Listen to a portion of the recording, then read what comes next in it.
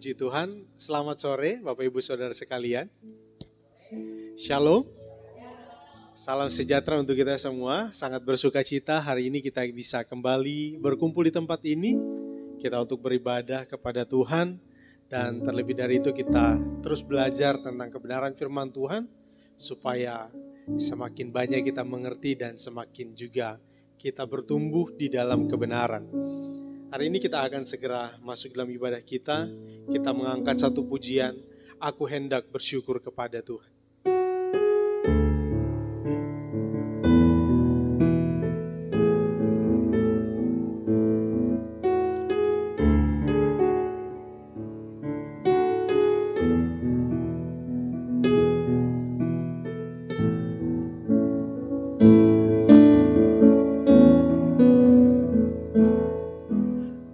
Hendak bersyukur pada Tuhan karena keadilannya dan bermazmur bagi nama Tuhan yang maha tinggi.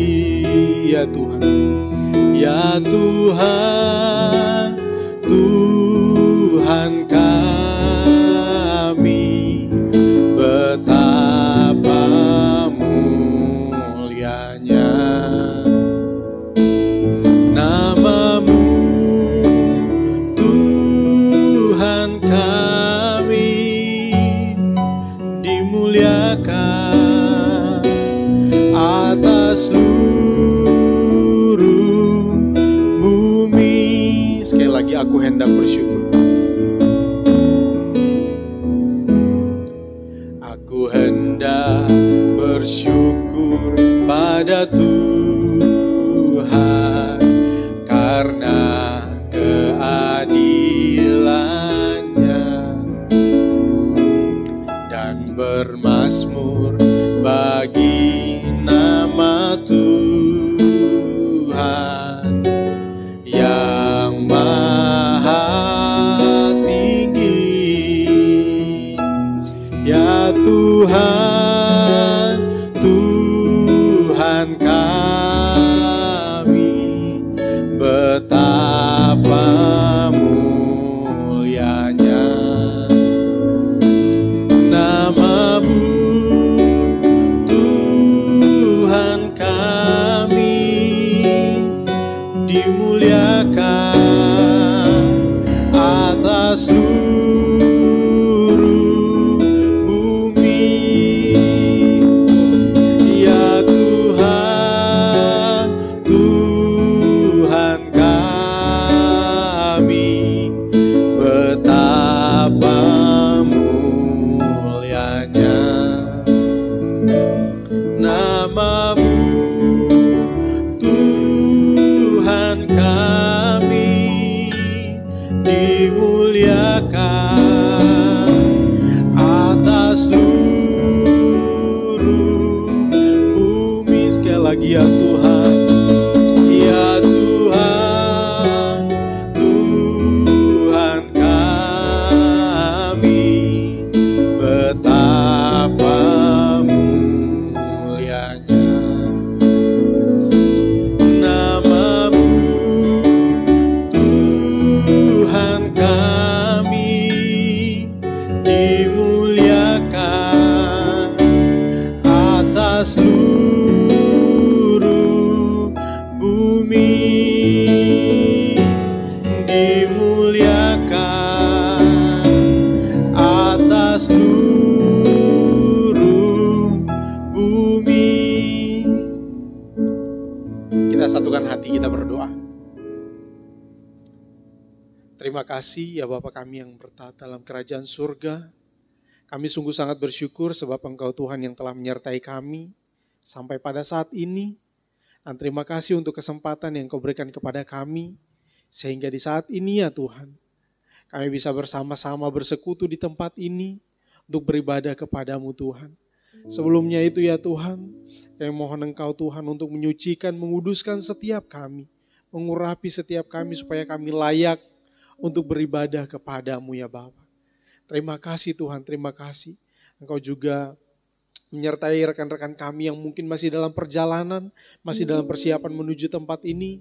Biarlah Tuhan Engkau yang memimpin mereka sehingga mereka tiba di tempat ini dan kami bersama-sama untuk memuji, memuliakan Engkau Tuhan. Terima kasih Tuhan, terima kasih. Kami mengucap syukur dan kami alaskan doa kami mulaikan ibadah kami ini hanya di dalam satu nama, yaitu di dalam nama Tuhan Yesus Kristus, Allah kami yang hidup. Haleluya, amin.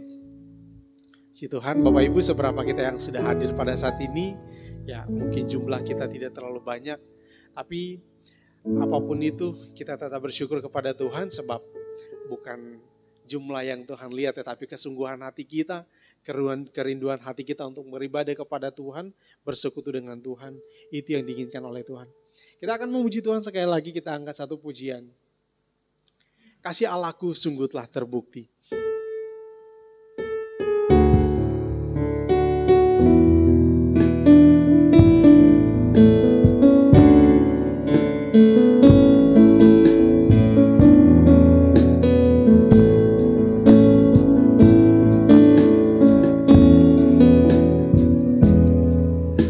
Kasih Allahku sungguh telah terbukti ketika Dia serahkan anaknya. Kasih Allah mau berkorban bagi kau dan aku. Tak ada kasih seperti kasih-Mu. Sekali lagi, kasih Allahku. Kasih Allahku sungguh telah terbukti ketika Dia serahkan anaknya. Kasih Allah mau berkorban bagi kau dan aku. Tak ada kasih seperti kasih-Mu. Bersyukur, bersyukur. Bersyukur, bersyukur, bersyukurlah, bersyukur karena kasih setia-Mu. Ku sembah, ku sembah, ku sembah dan ku sembah selama hidupku. Ku sembah Kau Tuhan. Sekali lagi, kasih Allahku.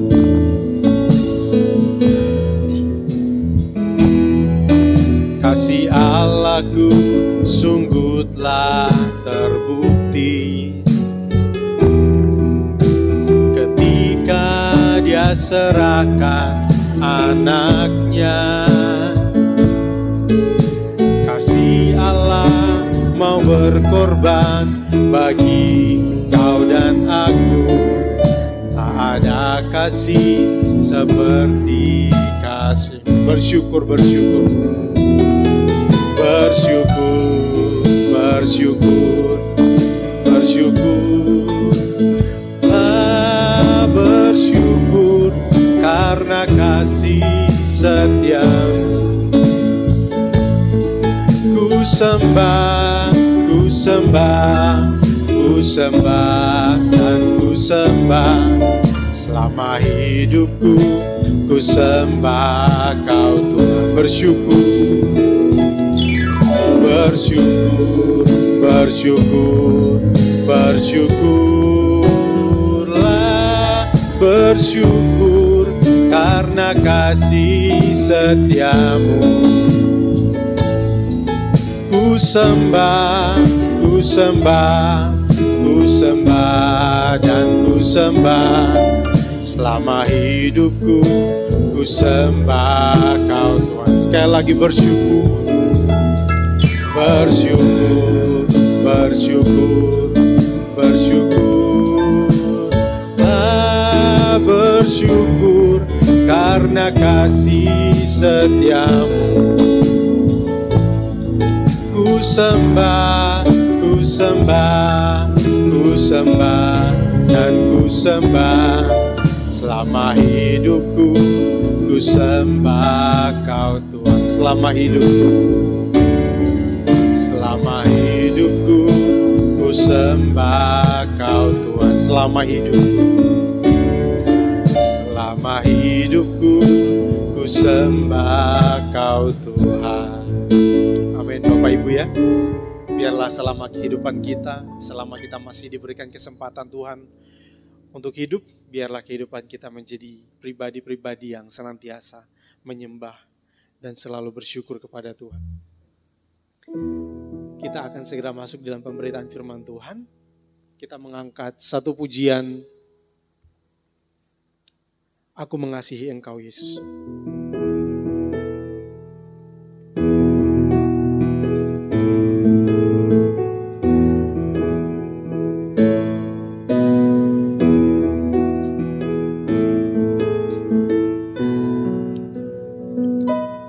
Aku mengasihi Engkau Yesus dengan segenap hatiku. Aku mengasihi Engkau Yesus dengan segenap jiwaku. Sekali lagi, aku mengasihi. Aku mengasihi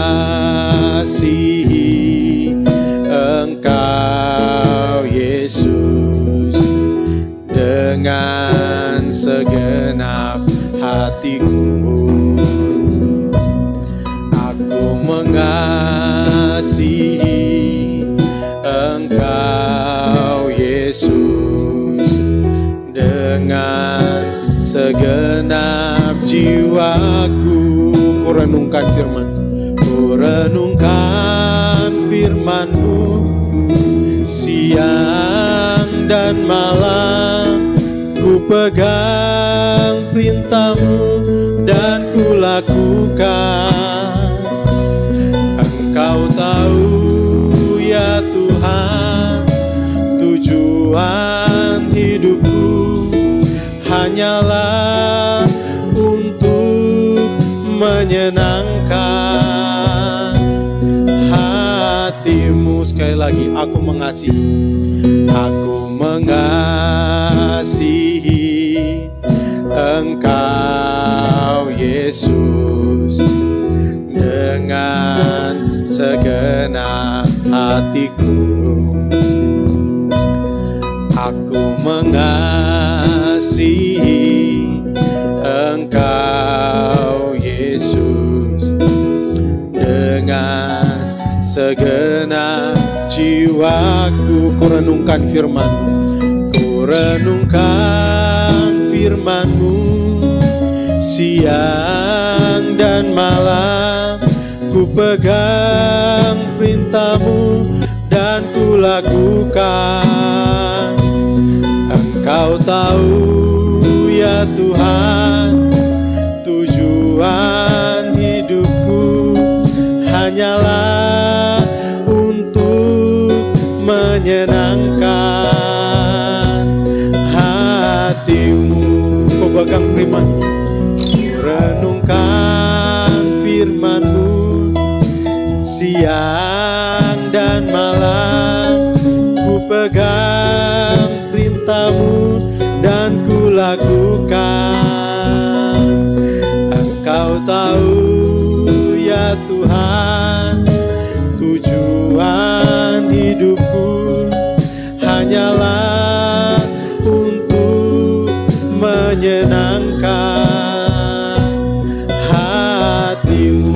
Ku renungkan firman-Mu, kita bangkit berdiri bersama-sama.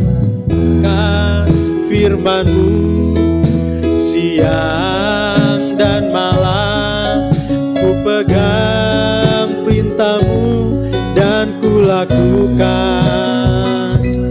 Engkau tahu ya Tuhan, tujuan hidupku hanyalah untuk menyenangkan hati-Mu. Hanyalah untuk menyenangkan, hanyalah untuk menyenangkan hatimu. Kita berdoa. Bapa di surga, terima kasih atas lawatan-Mu dalam kehidupan kami. Dan terima kasih Tuhan, kami sungguh sangat bersyukur untuk kesempatan ini. Dan saat ini ya Tuhan, kami akan bersama-sama kembali untuk merenungkan, untuk kembali menggali kebenaran firman-Mu Tuhan. Biarlah Tuhan Engkau yang menolong setiap kami. Tuhan Engkau yang senantiasa menjagai hati dan pikiran kami, melingkupi kami dengan kuasa-Mu Tuhan. Supaya apapun yang kami lakukan saat ini, apapun yang akan diberitakan, biarlah Tuhan Engkau yang menaungi semuanya. Supaya kami tetap berada di dalam jalur-Mu Tuhan, tetap berada di dalam kebenaran-Mu Tuhan. Hamba-Mu menyerahkan kehidupan hamba-Mu ini seutuhnya ke dalam tangan-Mu Tuhan. Biarlah Engkau yang senantiasa memberikan kepada hamba-Mu ini hikmat-Mu, otoritas menguasai hati dan pikiran, bahkan bibir lidah hamba-Mu Tuhan. Supaya hamba dapat berkata-kata seturut dengan kehendak-Mu Tuhan. Terima kasih Tuhan, ini doa kami mengucap syukur dan kami mau merenungkan firman-Mu di dalam nama Tuhan Yesus Kristus. Puji Tuhan. Amin. Silakan duduk.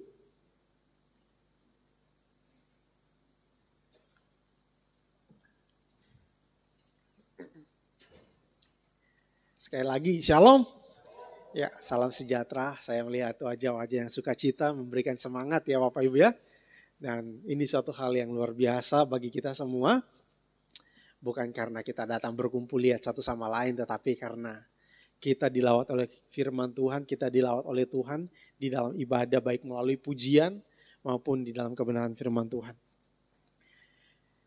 Bapak Ibu yang dikasihi oleh Tuhan, kita sudah belajar banyak dari kebenaran firman Tuhan, dan bukan hanya belajar tentang kebenaran firman Tuhan, tapi kita juga dilatih untuk bagaimana kita secara pribadi, secara mandiri, untuk merenungkan firman Tuhan dengan prinsip yang benar. Itu suatu hal yang luar biasa bagi kita semua. Dan saya bersyukur Bapak Ibu tidak pernah jemu-jemu untuk terus mendengarkan firman Tuhan, tidak pernah bosan untuk beribadah. Ini suatu hal yang begitu sangat luar biasa. Dan hari ini kita akan kembali melihat tentang kebenaran firman Tuhan di dalam Matius pasal yang ke-17 ayat yang Matius pasal 5 maksud saya, Matius 5 ayat 17 sampai 20. Ya. Nah, itu perikopnya adalah tentang Yesus dan hukum Taurat Bapak Ibu ya.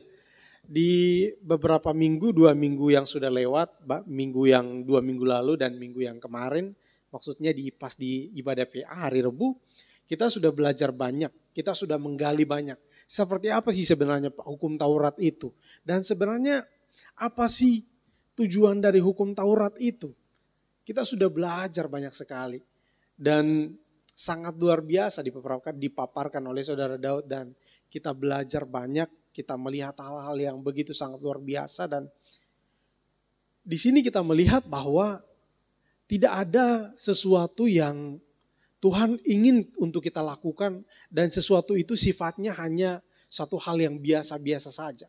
Enggak membawa satu keuntungan bagi kita, atau suatu hal yang Tuhan kasih, ini enggak ada untung ruginya. Maksudnya bukan berbicara tentang untung rugi, tapi faedahnya, ini enggak ada faedahnya buat kita.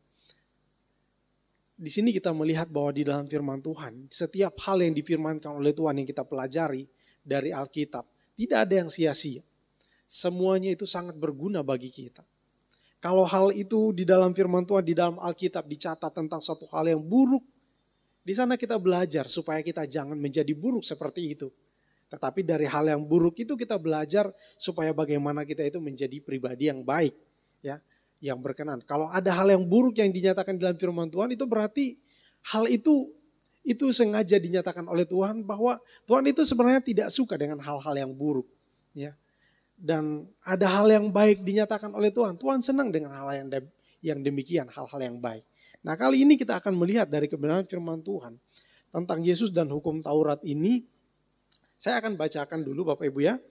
Di dalam Matius pasal yang ke-5 ayat yang ke-17 sampai ayat yang ke-20.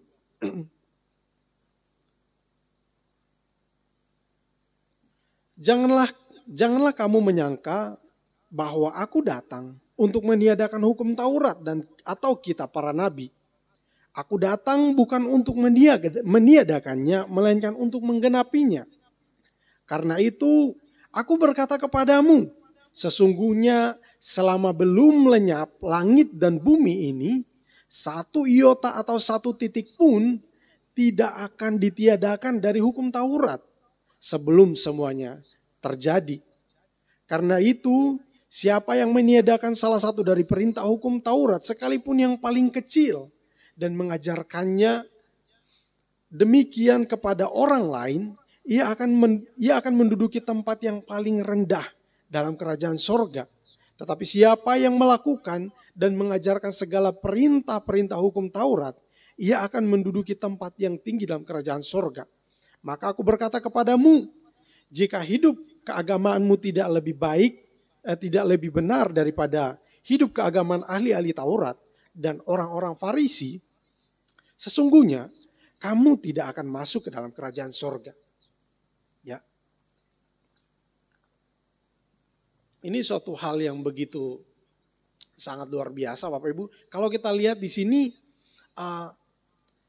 kenapa Yesus berkata demikian ya? Ya ini tentunya ada orang-orang yang beranggapan bahwa Yesus ini ngajarin apa sih?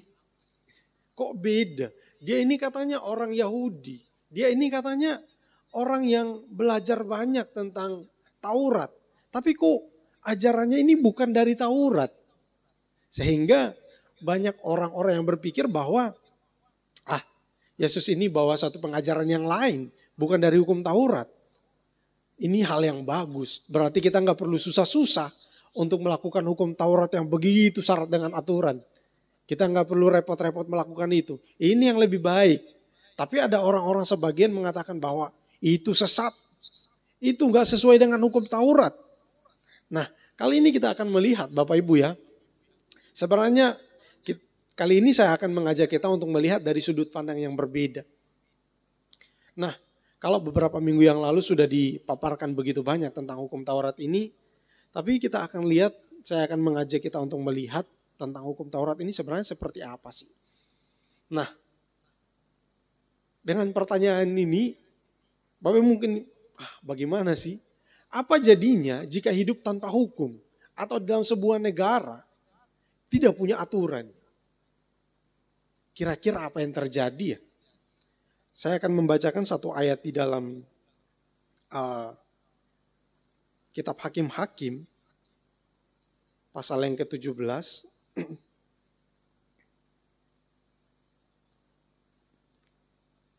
Ayat yang ke-6 ya. Oke, nah di sini keadaan zaman Israel, orang Israel, di mana mereka hidup di zaman para hakim. Nah Bapak Ibu kalau baca cerita ini seru dan benar-benar kalau kita baca, kenapa seperti ini ya? Udah buat dosa ditolong Tuhan, terus tiba-tiba nanti buat dosa lagi, menjerit, minta tolong sama Tuhan, ditolong sama Tuhan, terus tiba-tiba kalau sudah keadaan aman, damai, mereka buat dosa lagi. Lalu kalau sudah buat dosa, Tuhan biarkan mereka itu dijajah oleh bangsa-bangsa lain. Akhirnya mereka di dalam keadaan yang terjepit, mereka berseru kepada Tuhan. Kita lihat bahwa di dalam keadaan yang bobrok seperti itu, kasih karunia Tuhan itu begitu sangat luar biasa. Nah, ayat yang ke-6 di sana dikatakan, pada zaman itu tidak ada raja di antara orang Israel. Setiap orang berbuat apa yang benar menurut pandangannya sendiri. Nah, saya mengawali dengan ayat ini Bapak Ibu ya. Kira-kira bagaimana ya? Saya hidup di sini. Ya, ini kan di zaman itu ya. Mungkin lebih buruk dari kalau kita bandingkan ya. Tapi kalau kita hidup di zaman ini, kita bayangkan, maksudnya saya ajak kita untuk berpikir bahwa semua orang, maksudnya jangankan di tempat lain ya, di kota ini saja, semua orang, kita hidup berdasarkan kebenaran kita. Kita nggak peduli orang lain, aturan itu nggak ada. Aturan yang kita pakai adalah aturan sendiri. Semua orang menggunakan demikian. Dia nggak peduli dengan orang lain. Dia hanya peduli dengan dirinya sendiri. Apa yang dianggap baik, dia lakukan. Nah, kira-kira akan jadi seperti apa ya? Kacau pastinya Bapak Ibu ya. Nah, dengan ini bahkan kalau kita baca ini bangsa Israel ini mereka di dalam keadaan yang begitu sangat-sangat begitu sangat kompleks Bapak Ibu ya. Di situ di mana tidak ada lagi raja yang memerintah atas mereka, tidak ada yang memerintah. Semua orang melakukan apa yang benar menurut pandangannya sendiri. Nah inilah ya kacau balau Bapak Ibu di waktu itu ya. Intinya gitu, kacau balau. Semua orang melakukan apa yang benar menurut pandangannya sendiri. Nah inilah kita melihat bahwa betapa pentingnya hukum itu. Betapa pentingnya aturan itu. Bangsa Israel, hukum yang diberikan oleh Tuhan kepada bangsa Israel, aturan-aturan yang diberikan oleh Tuhan kepada bangsa Israel itu aturan-aturan yang mengatur bangsa Israel. Karena keadaan yang kalau kita baca di dalam kitab Hakim-Hakim ini mungkin gambaran ya. Itu mungkin gambaran ketika bangsa Israel itu keluar dari Mesir. Mereka itu nggak tahu apa yang benar, apa yang salah di mata Tuhan itu nggak ada lagi. Walaupun mereka punya nenek moyang Abraham, Ishak, Yakub yang setia kepada Tuhan. Tapi di zaman itu nggak ada. Yang kita lihat, yang ditonjolkan Alkitab itu hanya satu orang, yaitu Musa. Dia orang yang hidup takut akan Tuhan, yang ditunjukkan oleh Tuhan di masa itu. Nah, bangsa Israel ini nggak tahu lagi. Jadi mereka keluar dari Mesir, mereka itu nggak mengerti apa yang berkenan kepada Tuhan, apa yang seharusnya bagaimana mereka itu hidup. Sehingga Tuhan itu memberikan aturan kepada bangsa Israel, suatu patokan bagi mereka bagaimana mereka itu harus hidup. Nah, jadi pada kali ini Bapak Ibu ya, saya mengajak kita untuk mengacu kepada 10 firman ya yang disampaikan oleh Tuhan kepada bangsa Israel. Nanti kita akan lihat kenapa saya mengambil bagian ini ya. Nah, ini adalah ke-10 firman. Ya kurang jelas ya. Nah, jadi Bapak Ibu pasti tahu lah ini pelajaran sekolah minggu ya. Yang pertama itu akulah diawali. Akulah Tuhan Allahmu yang membawa engkau keluar dari tanah Mesir. Dari tempat perbudakan. Artinya gini, Tuhan itu mengawali demikian. Kalian itu sebelumnya adalah orang-orang budak. Orang-orang yang dipekerjakan secara paksa tanpa dibayar dan sebagainya. Jadi budak, benar-benar budak. Dan kalian di dalam keadaan yang seperti itu, aku yang membebaskan kalian. Nah sekarang kalian sudah bebas, kalian itu milikku. Ya, kalian itu milikku. Jadi diawali dengan itu. Akulah Tuhan Allahmu, artinya Tuhan itu, bangsa Israel itu adalah milik Tuhan. Nah dia mengawali demikian. Karena kalian ini adalah milikku, kalian ini adalah umatku, maka kalian harus hidup karena aku sudah membebaskan kalian. Kalian harus hidup menurut aturanku, menurut ketetapanku. Supaya kalian selalu berkenan kepadaku. Nah, itu lalu dipaparkan. Jangan ada padamu ilah lain di hadapanku, jangan menyembah berhala ya, kurang lebih gitu ya. Jangan menyebut nama Tuhan Allahmu dengan sembarangan. Jangan ingat dan kuduskanlah hari Sabat. Hormati ayah dan ibumu dan seterusnya. Nah, itulah aturan-aturannya, Bapak Ibu ya. Namun kita lihat di sini bahwa ini adalah hal yang diinginkan oleh Tuhan. Hukum Taurat, kalau kita lihat Taurat itu adalah berasal dari bahasa Ibrani itu Torah. Ya, jadi ini diartikan sebagai sebuah Taurat ini artinya perintah atau ajaran. Ya, bisa juga dikatakan sebagai hukum ya. Makanya lebih banyak diterjemahkan sebagai hukum. Nah, di dalam beberapa bahasa diterjemahkan bahwa itu adalah hukum. Nah, hukum Taurat ini memang suatu hal yang diberikan oleh Tuhan kepada bangsa Israel untuk mengatur kehidupan bangsa Israel. Karena memang waktu mereka keluar bahwa minggu lalu sudah diawali dengan baik oleh Bapak Gembala yang memberikan pendahuluan bahwa orang ini begitu sangat bobrok. Mereka ini baru selesai dijadikan budak keluar dengan tidak tahu apa-apa. Yang mereka tahu hanya ya melakukan pekerjaan mereka hari-hari. Enggak sekolah, mereka enggak dididik. Jadi begitu sangat buruk moralnya ya. Tapi di sini Tuhan memulai mendidik mereka dengan memberikan ke-10 firman itu. Kita lanjut Bapak Ibu ya. Nah, jadi pengertian hukum sebenarnya tadi itu saya calling satu teman ya orang ya teman kita juga ya. Jadi dia yang pakar di hukum. Jadi saya minta tolong untuk hadiri sekarang untuk memberikan sedikit pemaparan tentang pengertian tentang hukum itu secara umum ya. Tapi karena dia berhalangan untuk hadir, jadi nggak mengapa ya saya akan berikan kepada kita. Tapi intinya gini Bapak Ibu ya. Kalau berbicara tentang hukum itu berarti satu kumpulan aturan-aturan yang terdiri dari norma. Jadi norma itu adalah batasan-batasan atau kewajaran di dalam seseorang itu bersikap, berperilaku, bertindak. Nah itu norma ya. Jadi ada batasan-batasannya, itu norma. Nah dan juga sanksi. Nah kalau sanksi itu pendisiplinan. Kalau kita berbuat satu pelanggaran, maka kita akan dikenakan sanksi. Nah itu sanksi. Nah hukum itu demikian.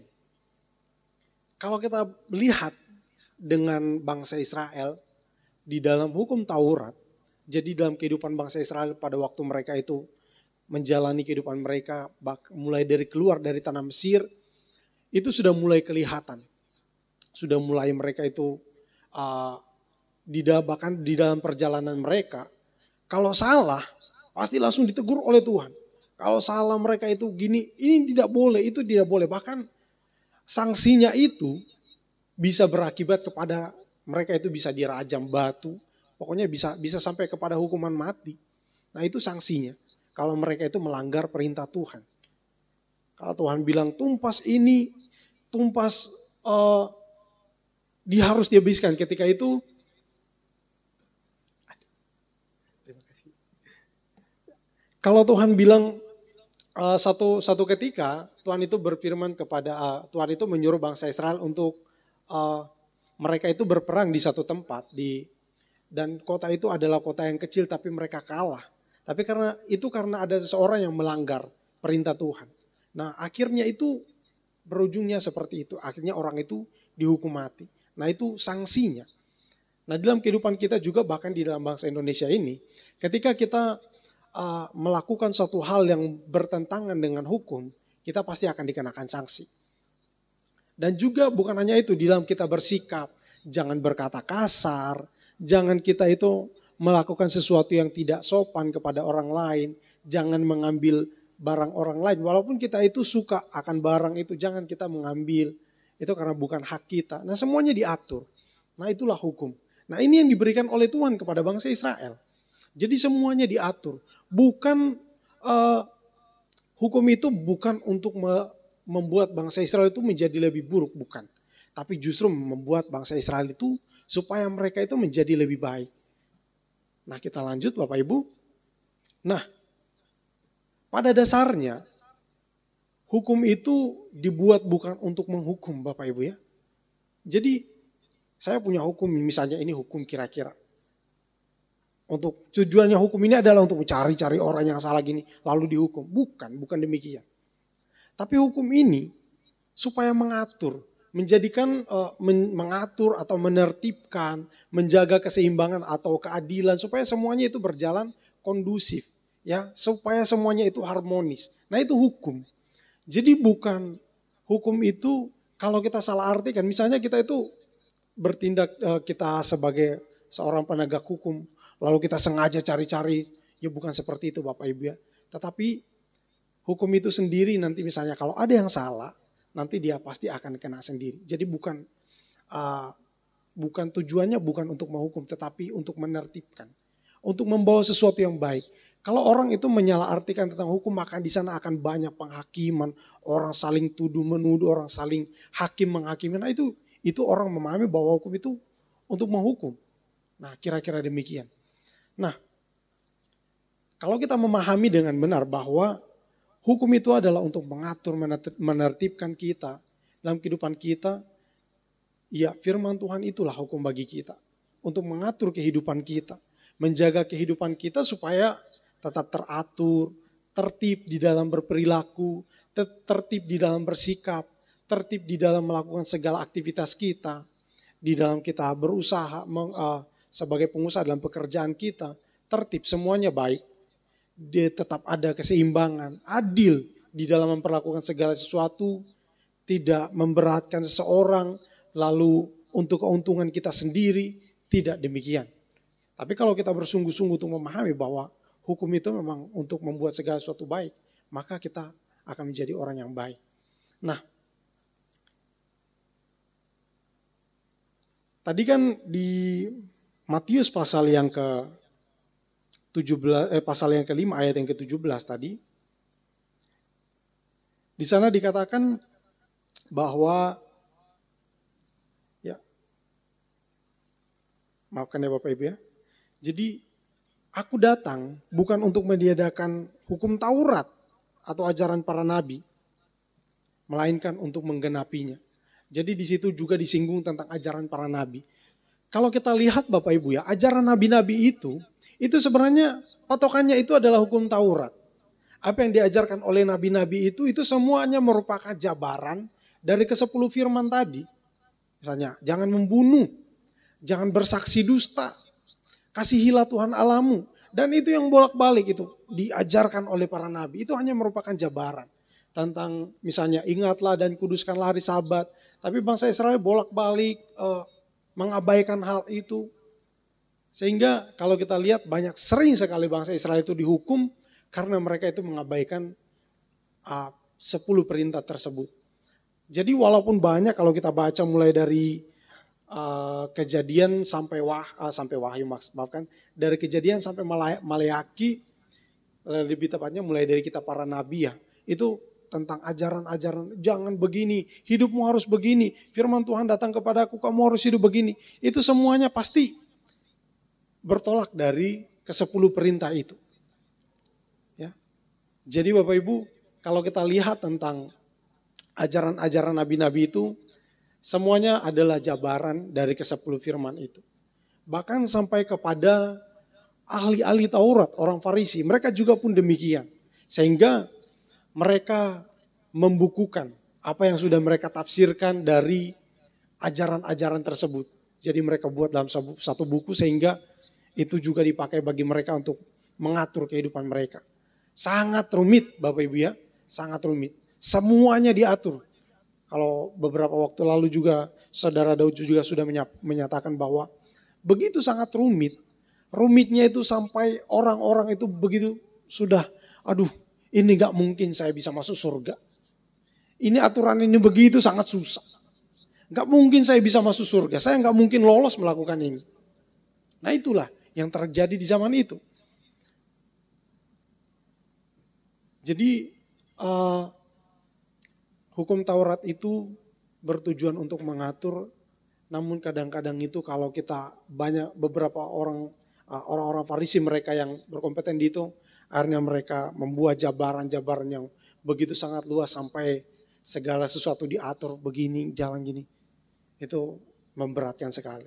Nah, kalau kita lihat hukum Taurat itu atau Taurat itu kalau tadi kan pengertiannya adalah salah satunya adalah itu bisa dikatakan sebagai sebuah perintah. Ya, jadi perintah yang dinyatakan kepada bangsa Israel supaya mereka lakukan itu dalam kehidupan mereka. Jadi mereka hidup harus berdasarkan perintah tersebut. Kalau berkaitan dengan perintah, maka kalau berbicara tentang perintah, maka itu nggak bisa kita lepaskan dengan ketaatan kita. Ketaatan bangsa Israel. Nah, kalau kita baca di dalam kitab Yesaya, ini pasti kita sudah sering baca ya. Yesaya pasal yang ke-29 ayat yang ke-13. Ya. Di sana dikatakan, dan Tuhan telah berfirman, oleh karena bangsa ini datang mendekat dengan mulutnya dan memuliakan aku dengan bibirnya. Padahal hatinya menjauh daripadaku. Dan ibadahnya kepadaku hanyalah perintah manusia yang dihafalkan.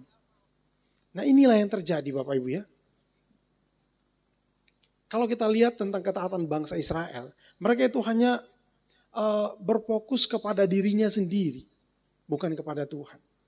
Ketaatan yang mereka lakukan itu merupakan sebuah ketaatan yang didasari oleh ketakutan dan ketakutan dan karena imbalan. Kalau mereka misalnya seperti ini Bapak Ibu ya, seperti ini. Misalnya saya katakan, atau mungkin Bapak Ibu katakan kepada anaknya, jangan main api, nanti kebakar. Oh iya, saya nggak boleh main api, nanti saya kebakar, hangus. Tangan saya nanti hilang, mungkin kira-kira begitu ya. Nah, jadi kira-kira demikian. Bapak Ibu bisa nangkep ya. Jadi yang mereka lakukan itu mereka takut. Jadi mereka taat, mereka melakukan firman Tuhan itu karena takut dihukum. Karena mereka melihat betapa, ya kalau dikatakan ya bukan kejam sih, tapi ya memang ya demikian ya. Tuhan ada yang salah memang di masa itu ya demikian. Ada orang yang salah ya hukumannya itu ya mendekati kematian ya Bapak Ibu ya. Bahkan banyak sekali yang dihukum mati oleh Tuhan. Jadi kalau mereka berbuat salah, mereka mengabaikan perintah Tuhan, mereka bahkan bisa lenyap. Nah jadi karena takut supaya nggak mati, akhirnya mereka itu melakukan. Padahal hatinya itu jauh dari itu. Mereka melakukan, orang beribadah, datang, oh ibadah. Datang misalnya kalau kita kayak gini ya, datang ibadah di gereja. Datang, kita mungkin juga nyanyi-nyanyi, padahal hatinya entah kemana. Bukan rindu bersekutu dengan Tuhan, bukan. Itu yang terjadi bangsa Israel. Dan jangan berpikir ini hanya berlaku, hanya terjadi di waktu itu, di saat ini pun juga bisa terjadi demikian Bapak Ibu ya. Banyak sekali orang datang beribadah, tetapi hatinya entah kemana, pikirannya entah kemana. Ya, tidak menutup kemungkinan ya Bapak Ibu. Ya kita semua pasti punya masalah, punya punya problem di dalam kehidupan kita. Ya kita juga nggak bisa meninggalkan masalah kita ketika kita datang ke gereja. Tapi ingat Bapak Ibu ya, ketika kita datang beribadah kepada Tuhan, kita harus tanamkan di dalam hati kita, dalam pikiran kita. Ini waktunya bersekutu dengan Tuhan. Ya kita memang ada masalah, tapi nggak apa-apalah. Ini waktunya Tuhan. Ini waktunya Tuhan. Nah bangsa Israel itu mereka mempersembahkan korban. Kalau Bapak Ibu baca bahkan di ayat-ayat yang lain, Tuhan katakan aku benci ibadah kalian. Aku jijik sama korban-korban persembahan kalian. Aku tidak senang akan itu semua. Itu yang dikatakan oleh Tuhan. Kenapa? Apakah persembahan mereka itu kurang baik? Gak juga Bapak Ibu ya. Hatinya jauh dari Tuhan. Jadi ibadah itu dilakukan hanya kalau kita baca di dalam ayat yang tadi, pasal yang kelima, ayat yang bukan di dalam Yesaya tadi dikatakan bahwa semua itu hanya hal-hal yang dihafalkan. Jadi kira-kira bukan hanya sekedar dihafalkan, tapi saya mendefinisikan itu seperti lata Bapak Ibu ya. Kira-kira orang dicunggah gini langsung, kira-kira begitu ya. Nah ini yang terjadi. Nah, kalau kita membandingkan dengan ketaatan kita, jadi kalau kita lihat ketaatan bangsa Israel itu mereka melakukan segala sesuatu itu ya karena takut. Tapi imbalannya kalau mereka melakukan itu dengan baik, maka mereka akan beroleh berkat dari Tuhan. Mereka hanya kejar, oh iya kalau saya hidup baik, ya udah. Kalau lagi gak butuh berkat, ya udah. Pokoknya hidup aja asal jangan sampai gak dihukum, asal jangan sampai dihukum Tuhan. Nah kira-kira begitu Bapak Ibu ya. Kalau lagi gak butuh berkat, lagi dalam kehidupan yang aman, damai, tenang, ya udah gak usah pedulikan tentang Tuhan lah. Abaikan aja tentang Tuhan. Nanti kalau sudah butuh ya baru datang lagi sama Tuhan. Nah kira-kira begitu. Hanya sekedar rutinitas. Hanya sekedar hal-hal yang dilakukan, ya hanya hal-hal yang biasa. Nah itu yang terjadi di waktu itu. Itu tentang ketaatan dari bangsa Israel Bapak Ibu ya. Nah,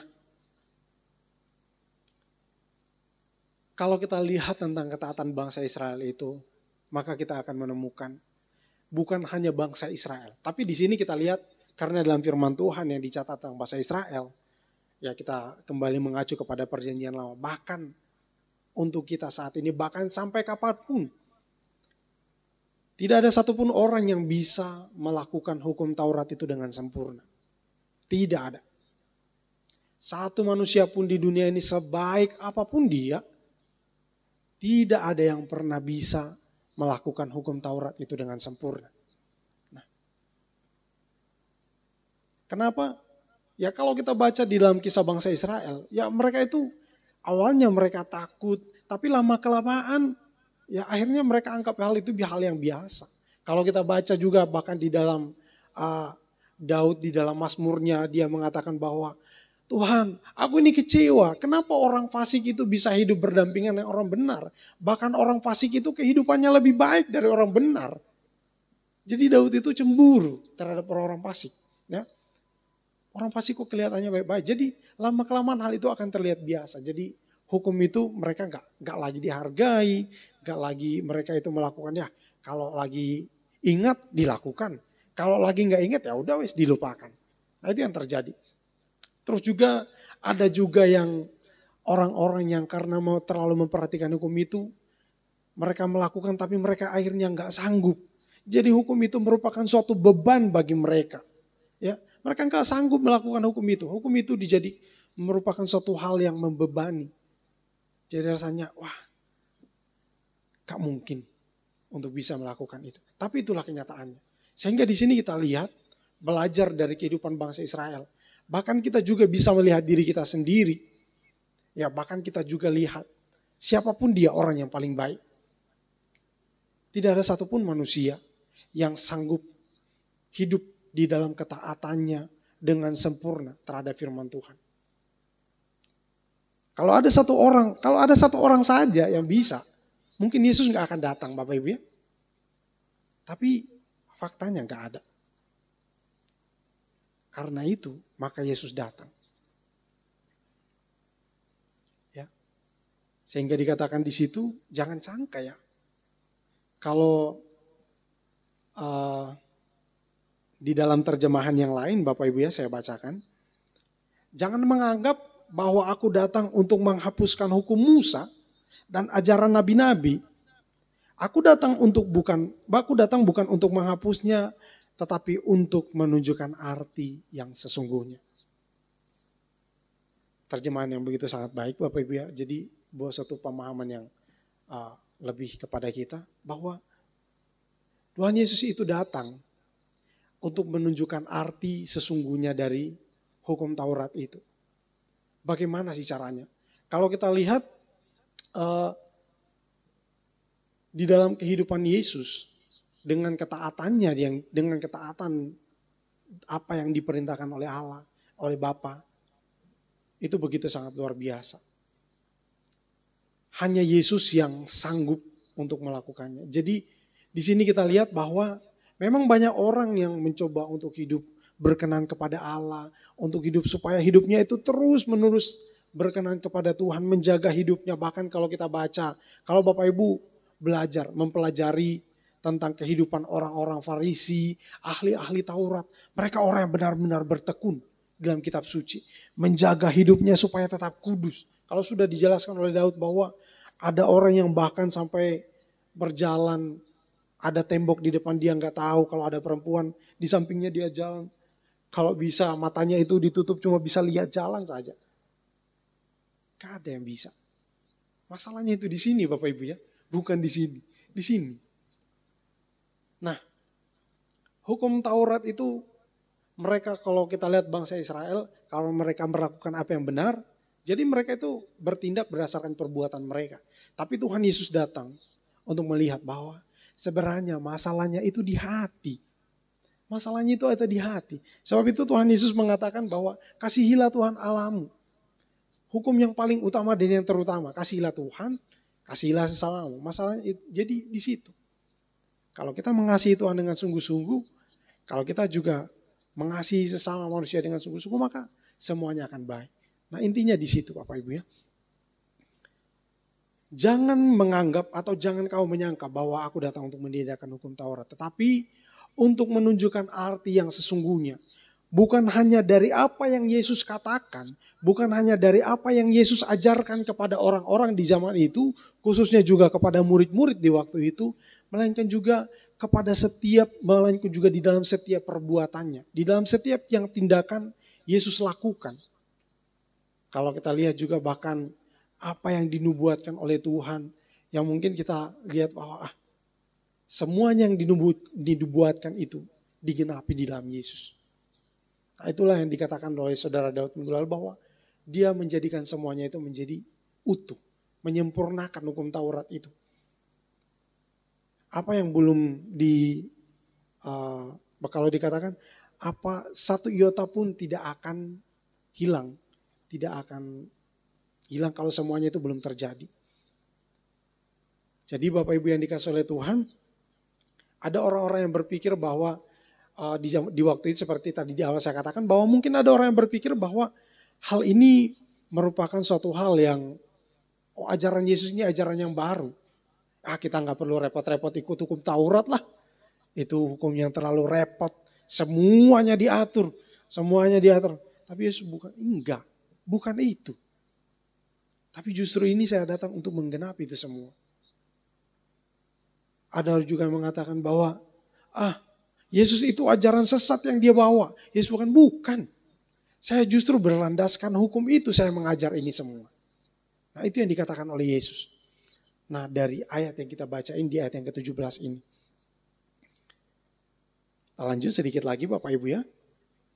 Nah, sehingga kedatangan Yesus ke dalam dunia selain untuk menggenapi nubuatan-nubuatan Allah yang disampaikan Allah melalui para nabi, ada hal penting juga yang dilakukan oleh Yesus, yaitu untuk menyatakan arti sesungguhnya dari hukum Taurat. Kalau kita baca di dalam Matius pasal yang ke-22, ayat yang ke-37 ya. Saya akan mulai bacakan untuk kita semua. Di sana dikatakan bahwa kasihilah Tuhan Allahmu dengan segenap hatimu, dengan segenap jiwamu, dan dengan segenap akal budimu. Itulah hukum yang terutama dan yang pertama. Dan hukum yang kedua, yang sama dengan itu ialah kasihilah sesamamu manusia seperti dirimu sendiri. Pada kedua hukum inilah tergantung seluruh hukum Taurat dan kitab para nabi. Nah, seperti yang saya katakan tadi. Kalau kitab nabi-nabi itu menjelaskan, mereka menyampaikan firman Tuhan itu semuanya merupakan jabaran dari ke-10 firman tadi. Supaya mengatur, supaya bangsa Israel itu lebih mengerti bahwa misalnya kita katakan, jangan ada padamu Allah lain di hadapanku. Bagaimana sih orang bisa mengerti jangan ada Allah lain? Misalnya gimana sih? Nah, lalu dijabarkan, jangan menyembah berhala, jangan menyembah patung, jangan menyembah pohon-pohon, jangan mempersembahkan korban kepada Baal, kepada dewa-dewa dan lain sebagainya. Hanya kepada Tuhan. Kenapa? Karena kamu itu milik Tuhan. Nah, kira-kira begitu ya. Terus juga kasihilah sesama manusia. Jangan merugikan orang lain. Jangan membunuh. Jangan menyaksikan saksi dusta yang mengakibatkan mendatangkan pertengkaran dan yang merugikan orang lain dan sebagainya. Nah, itu kira-kira begitu disampaikan kepada bangsa Israel. Itu merupakan jabaran-jabaran dari ke-10 firman itu. Nah, selain untuk menggenapi nubuat-nubuat, tapi dia juga menyatakan arti yang sesungguhnya dari hukum Taurat. Terus juga melakukan hukum Taurat secara sempurna.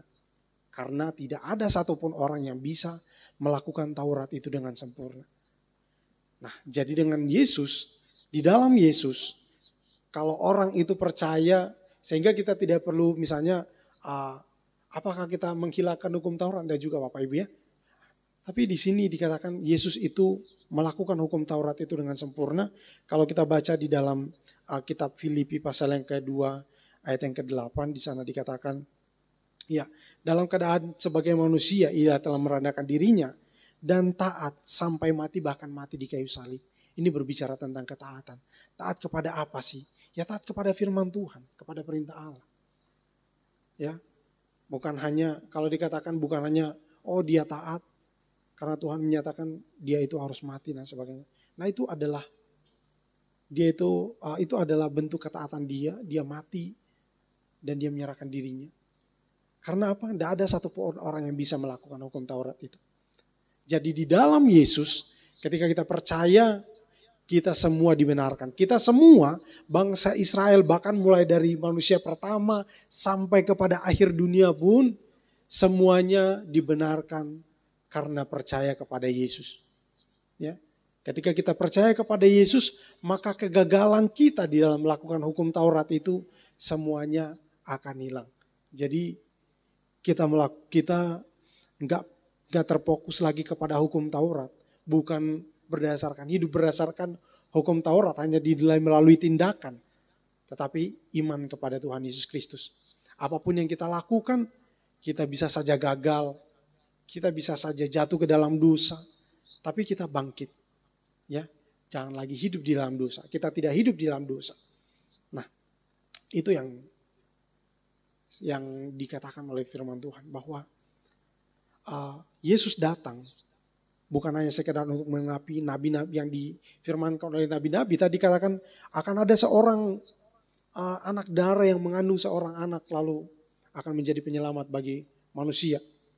Yesus datang bukan hanya sekedar untuk itu, tetapi dia menyatakan arti yang sesungguhnya dari hukum Taurat itu, terus juga melakukan hukum Taurat itu secara sempurna. Ya, bisa ditangkap Bapak Ibu ya. Oke, ini bagian yang terakhir. Ya. Hukum Taurat itu atau aturan atau hukum, ya katakanlah hukum itu, seharusnya itu memberikan rasa aman. Ya harusnya hukum itu memberi keadilan. Harusnya itu hukum itu mengatur dan mengarahkan seseorang itu kepada kebaikan. Nah, tetapi di masa itu, pada masa Yesus waktu itu, Taurat itu justru menjadi satu hal yang sangat membebani. Sangat membebani. Orang sudah gak berdaya dengan hukum Taurat. Orang gak berdaya lagi dengan hukum Taurat. Sehingga Yesus mengatakan di dalam Matius pasal yang ke-11 ayat yang ke-28. Di sana Yesus mengatakan bahwa mari kepadaku semua yang letih lesu, berbeban berat. Aku akan memberikan kelegaan kepadamu. Dan juga kalau kita baca di dalam kitab Matius pasal yang ke-5 itu, ayat yang ke-3 sampai ayat ke-34 dan ayat yang ke-6 di sana dikatakan, berbahagialah orang yang miskin di hadapan Allah, karena mereka akan mempunyai kerajaan, mereka yang mempunyai kerajaan sorga. Berbahagialah orang yang berduka cita karena mereka akan dihibur. Nah, duka cita ini seperti yang sudah saya katakan bahwa mereka ini berduka karena mereka ini sudah rasanya hidup segan mati tak mau, itu karena terlalu terbeban dengan keadaan Taurat, ya, dengan hukum Taurat itu. Jadi mereka itu sudah dosanya, sudah hukum Taurat itu menyatakan dosa-dosa mereka. Jadi mereka melihat dosa mereka yang begitu banyak berkaca dari hukum Taurat. Tetapi melihat hukum Taurat mereka itu rasanya nggak sanggup untuk hidup. Karena Taurat itu begitu sangat berat, syarat dengan aturan. Nah, itu yang terjadi waktu itu. Jadi dikatakan kamu yang berduka cita, itulah duka cita mereka. Salah satunya Bapak Ibu ya.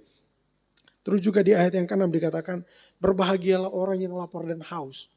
Mereka itu terus mencari sebenarnya hukum itu seperti apa sih? Sebenarnya firman Tuhan itu seperti apa sih? Mereka terus mencari. Nah, dengan kedatangan Yesus ke dalam dunia, hadirnya Yesus di waktu itu benar-benar memberikan kelegaan kepada mereka. Jadi mereka yang hidup di dalam keadaan yang sangat syarat dengan aturan, mereka yang hidup dengan keadaan yang begitu sangat terbeban oleh Taurat itu sendiri, di dalam Yesus mereka beroleh kebebasan. Ya. Bukan berarti ketika Yesus sudah datang mereka dibebaskan dari itu semua, lolos ya itu sudah lepas ya, enggak begitu juga Bapak Ibu ya. Tapi kita hidup, kalau dikatakan kalau hidup keagamaanmu itu tidak lebih baik dari orang-orang Farisi dan ahli Taurat, maka kita tidak layak dalam kerajaan surga. Bagaimana sih kita memahami hal ini Bapak Ibu ya? Kalau kita berkaca dari ayat ini, apakah kita itu lebih baik? Orang Farisi itu ahli Taurat, mereka sangat-sangat jaga hidup mereka. Jaga bukan cuma jaga hati, jaga mata dijaga, semua dijaga. Supaya jangan sampai mereka itu jangan sampai jatuh ke dalam dosa. Nah, Mereka di dalam beribadah, mereka mempersembahkan korban, persepuluhan mempersembahkan, bahkan mereka mempersembahkan, kalau boleh gak ada yang bisa nyaingi apa yang mereka lakukan. Nah, itu keadaan mereka. Tapi di sini kita melihat bahwa ternyata kita tidak demikian. Kalau orang Israel itu melakukan hukum Taurat itu, ketaatan mereka itu hanya berdasarkan, hanya karena didasari karena perbuatan. Mereka dibenarkan karena perbuatan mereka yang baik. Tapi kita berbeda, Bapak Ibu ya. Kita dibenarkan karena kasih karunia Allah. Kita dibenarkan karena Yesus yang sudah melakukannya bagi kita.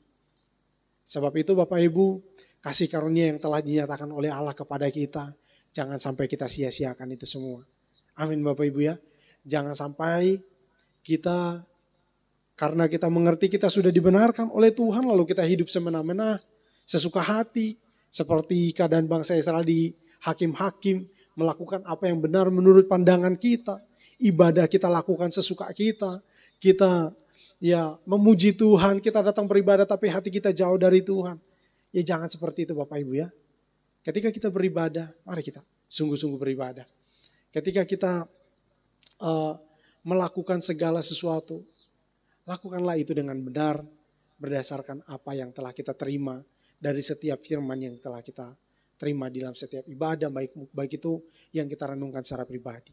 Ya, Bapak Ibu ya. Amin. Ya, saya tibakan sampai di sini. Saya ingatkan kembali kepada kita sekalian bahwa hukum Taurat itu atau hukum itu adalah suatu hal yang diberikan oleh Tuhan kepada kita. Kalau di bangsa Israel itu adalah hukum Taurat, tetapi bagi kita saat ini adalah firman Tuhan. Itu semua dengan diberikan kepada kita bukan suatu hal yang hal-hal yang sepele, nggak ada guna, bukan.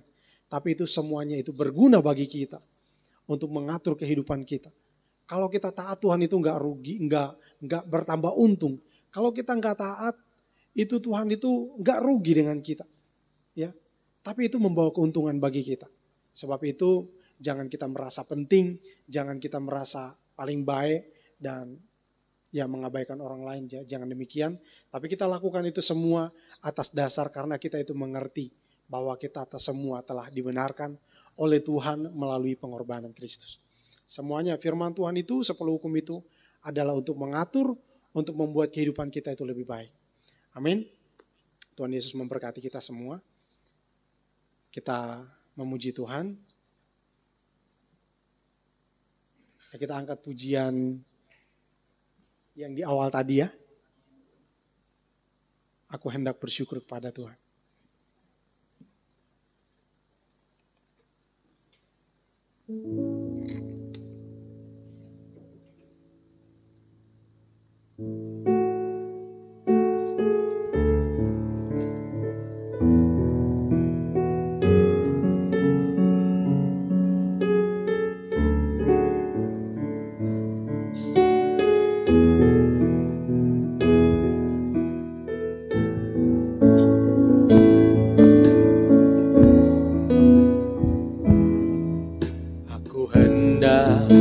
Bersyukur pada Tuhan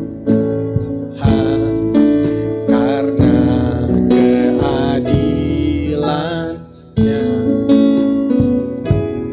dan bermazmur bagi nama Tuhan yang maha tinggi. Ya Tuhan, Tuhan kami, betapa mulianya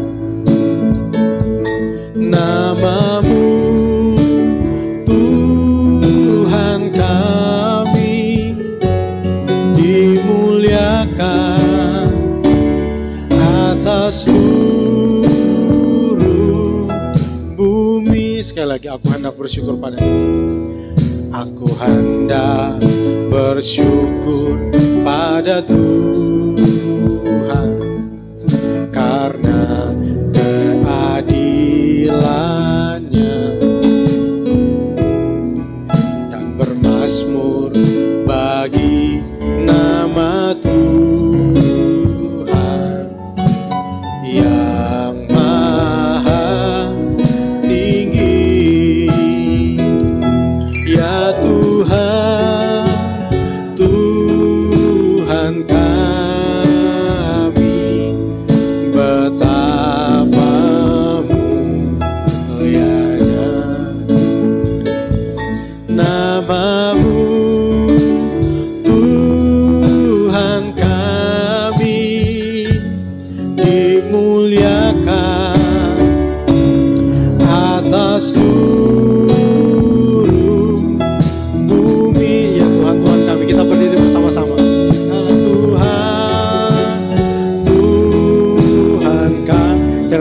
Ada Bapak Gembala, saya minta untuk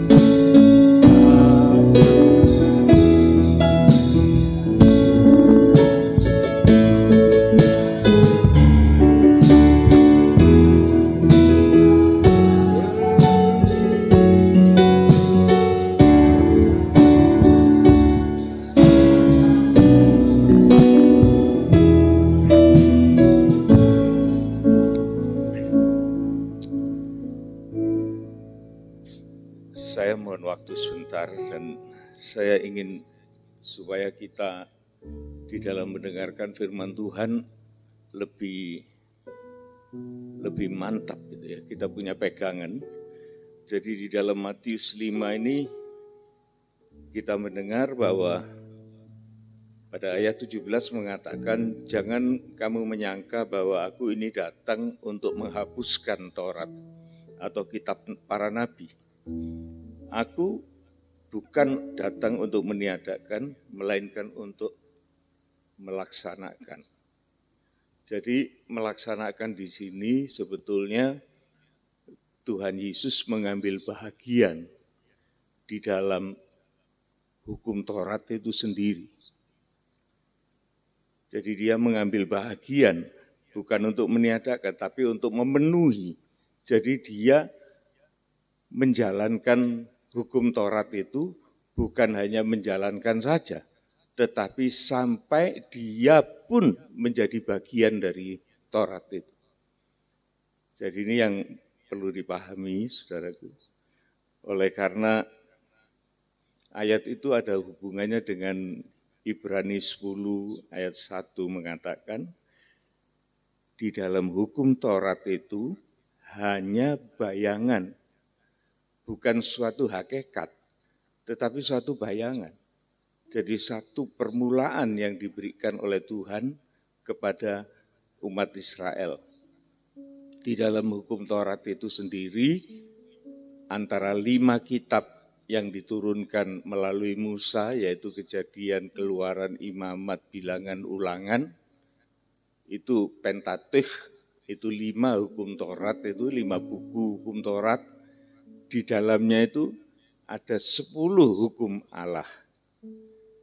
Dan di dalamnya itu 10 hukum Allah itu merupakan inti, merupakan suatu pengajaran moral yang tidak pernah dihapuskan, tidak pernah ditarik, tidak pernah dibatalkan.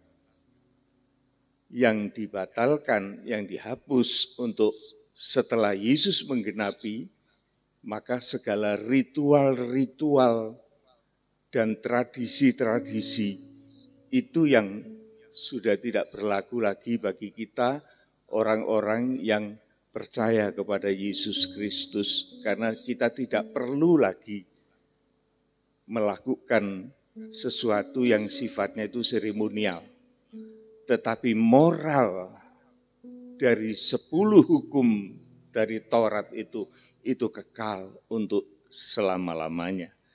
Karena di dalam hukum Taurat ada bayangan saja dari keselamatan yang akan datang, bukan dari hakikat dari keselamatan itu sendiri. Karena itu ritualnya ialah dengan korban yang sama setiap tahun terus-menerus dipersembahkan. Sedangkan hukum Taurat itu tidak mungkin untuk menyempurnakan mereka yang datang mengambil bagian, melakukan di dalamnya. Jadi itu cuma bayangan saja. Ya. Ayat yang kelima dari Ibrani 10, penggenapannya begini. Karena itu ketika ia masuk ke dunia, jadi pada waktu Yesus itu datang, ada nubuat yang mengatakan korban dan persembahan tidak lagi engkau kehendaki. Jadi Tuhan sudah enggak mau lagi persembahan-persembahan Taurat. Tetapi engkau telah menyediakan tubuh bagiku. Nah ini penggenapannya untuk pengorbanan, untuk pengganti domba-domba, lembu, sapi yang dikorbankan setiap tahun, kepada korban bakaran dan korban penghapus dosa. Engkau tidak berkenan, Allah tidak berkenan. Lalu aku berkata, sungguh aku datang, dalam gulungan Alkitab tertulis tentang aku untuk melakukan kehendakku, ya kehendakmu, ya Allahku. Jadi penjelasan dari Taurat itu begitu. Jadi Taurat itu merupakan suatu bayangan dari apa yang akan datang dan kemudian digenapi oleh Yesus. Intinya adalah 10 hukum Allah itu yang tidak pernah diangkat, tidak pernah dibatalkan karena itu hukum moral. Tetapi hukum positif dari 5 kitab itu punyanya orang Yahudi. Kita enggak usah nuruti itu gitu. Ya. Dan penggenapannya kita percaya bahwa Yesus itu sudah merupakan suatu persembahan yang sempurna yang berkenan kepada Allah sebagai pengampunan kita. Kita ini orang kafir, saudaraku, jadi jangan sok Israel-Israelan juga. Oleh karena kita ini mendapat bagian kita sendiri. Nah ini nanti mungkin hari Rabu depan akan saya jelaskan secara global, ya. Semoga Tuhan berikan kesempatan itu, saya akan selesaikan tentang Taurat ini. Begitu. Terima kasih buat kehadiran saudara-saudara. Dan saya lihat memang perlahan tetapi pasti bahwa 3 ibadah ini harus kita bangkitkan kembali. Pada hari Senin yang lalu, saya lihat dalam doa penyembahan sudah hampir penuh, sudah banyak yang hadir, dan untuk PA juga secara bertahap kita juga berusaha untuk memenuhi kehadiran. Mari kita berdoa. Bapa di dalam surga, terima kasih buat kesempatan waktu yang telah Engkau anugerahkan kepada kami dan juga telah Engkau sediakan hamba-hambamu untuk pelayanan pendalaman Alkitab ini. Tuhan, tolong kami semua tim pelayanan ini untuk Engkau berikan kesempatan dan tambahan marifat di dalam pelayanan dan berikan pencerahan dengan Roh-Mu yang kudus supaya apa yang kami perkatakan itu betul-betul masuk dan mendalam di dalam kehidupan kami masing-masing. Terima kasih Tuhan, kami berdoa bagi segala kelanjutan ibadah dalam gereja ini Tuhan. Biar kiranya Engkau tetap campur tangan, oleh karena kami merasa bahwa tiada kesempurnaan dalam pelayanan kami tanpa kehadiran-Mu. Oleh sebab itu Tuhan, kami mohon ampun atas segala kelemahan kami dan juga Engkau kuatkan, tetapkan semangat di dalam jemaat ini Tuhan, supaya ibadah ini tidak sia-sia, tetapi benar-benar menghasilkan sesuatu yang membangun iman kami. Terima kasih Tuhan, saatnya kami akan kembali pulang dan kami mohon berkat Tuhan, saudaraku yang dikasihi oleh Tuhan, terimalah berkat anugerah, kasih sayang, pemeliharaan tubuh jiwa roh, disertakan keselamatannya yang kekal, sukacita surgawi, damai sejahtera dari Allah Bapa, Putra dan Roh Kudus menyertai kita semua, mulai dari saat ini sampai Maranatha, Tuhan Yesus datang kembali. Pulanglah dengan segala kebahagiaan dan anugerahnya, disertakan dengan segala berkat-berkat jasmaniah yang kami atau kita butuhkan bersama, dan kita juga dipersiapkan oleh Tuhan untuk menjadi berkat bagi sesama. Terima kasih Tuhan, dalam nama Tuhan Yesus Kristus kami sudah berdoa. Amin. Amin. Tuhan berkati.